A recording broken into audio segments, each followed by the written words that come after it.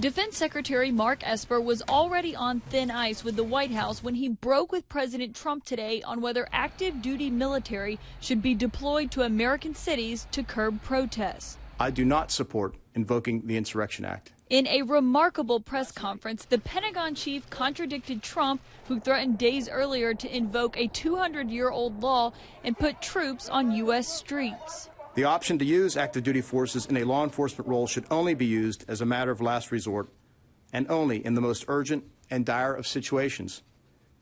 We are not in one of those situations now.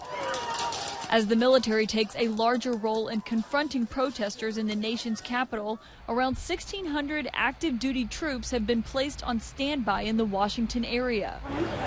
After telling NBC News, "I didn't know where I was going," Esper conceded today he knew Trump was headed to St. John's Church when he left the White House on Monday. I did know that we were going to the church. I was not aware of a photo op was happening. Protesters were forced out of Lafayette Park using smoke canisters and pepper balls for that photo op. The administration has disputed that tear gas was used, though the CDC considers pepper spray to be in that category.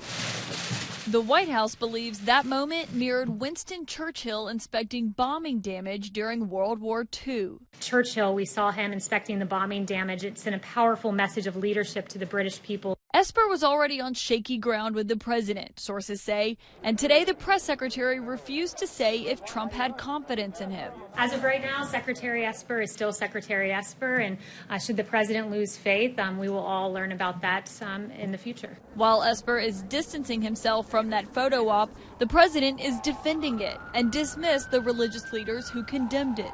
I did hold up a Bible. I think that's a good thing, not a bad thing, and many religious leaders loved it. In that interview with Fox News, Trump denied sheltering in an underground bunker as protests raged outside the White House. He says he did go to the bunker, but it was more for an inspection. I went down during the day, and I was there for a tiny, little short period of time, and it was much more for an inspection. There was no problem during the day. I've gone down 2 or 3 times, all for inspection.